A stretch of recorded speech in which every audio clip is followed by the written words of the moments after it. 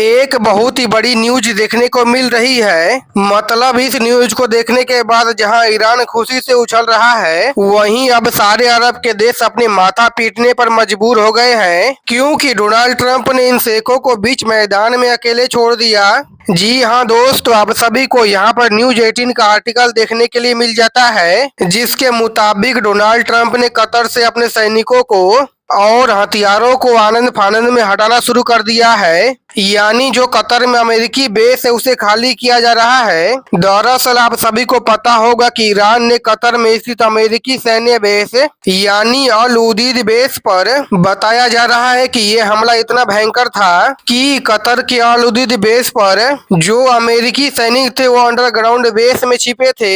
इसके बावजूद भी वो ईरानी मिसाइलों से बच नहीं सके। जी हाँ दोस्तों, इस हमले में अमेरिका के 2 सैनिक मारे गए, जबकि कई लापता है जिन्हें अमेरिका अभी तक ढूंढ रहा है। सिर्फ सैनिक ही नहीं, इस बेस पर अमेरिका के जो ड्रोन, फाइटर जेट्स और मिलिट्री कार्गो प्लेन्स थे, उन्हें भी काफी तगड़ा झटका लगा है। शायद आप सभी को पता नहीं होगा कि कतर का अल उदीद एयरबेस अमेरिकी सेंट्रल कमांड के सैन्य अभियानों का सबसे बड़ा केंद्र माना जाता है। यहीं से अमेरिका पूरे पश्चिमी एशिया में अपने हवाई ऑपरेशन को ऑपरेट करता है, और इसी बेस पर ईरान ने हमला करके अमेरिका को दिखा दिया है कि ईरान भी ईंट का जवाब पत्थर से देने जानता है। बल्कि हालात ही ऐसे बन गए हैं कि अमेरिका इस जबरदस्त हमले को देख अब अमेरिका ने यह बेस को ही खाली करना शुरू कर दिया है, क्योंकि ईरान का और एक हमला इस बेस को खंडहर बना देगा। यही कारण है कि ट्रंप ने आनन फानन में इस बेस पर मौजूद सारे ड्रोन्स, फाइटर जेट्स और अन्य हथियारों को कतर से इजराइल शिफ्ट करना शुरू कर दिया है। खबर के मुताबिक अमेरिका ने कतर में स्थित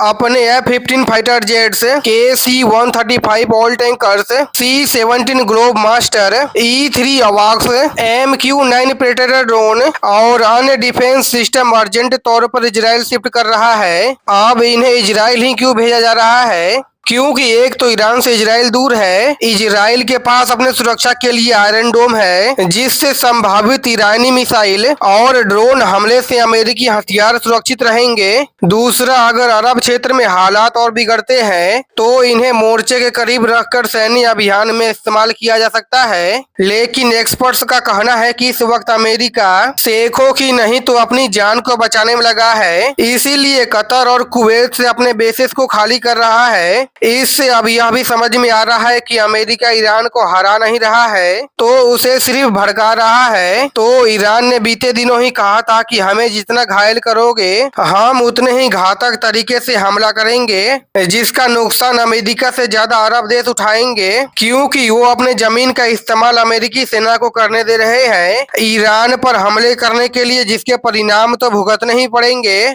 और अभी तक तो हम सिर्फ ड्रोन और छोटे मोटे मिसाइलों से ही हमले कर रहे हैं। जिस दिन अमेरिका ईरान में घुसा ना, उस दिन अरब देशों के लिए भी आखिरी दिन होगा। जी हाँ दोस्तों, इस वक्त ईरान ने इतने भयंकर चेतावनी को जारी कर दिया है, जिसे देख अब सारे अरब देश सोच में पड़ गए हैं, क्योंकि अमेरिकी वायुसेना भी इजराइल भाग गई है। अब दोस्तों आप ही बताना कि अमेरिकी सेना ऐसे मैदान छोड़कर भाग रही है और डोनाल्ड ट्रंप कैसे अमेरिका को सुपर पावर कह सकते हैं। कमेंट कर आप सभी हमें जरूर से बताइएगा। और दोस्तों इसी तरह का वीडियो को देखने के लिए आप सभी हमारे चैनल को सब्सक्राइब कर वीडियो को लाइक जरूर से कर दीजिएगा।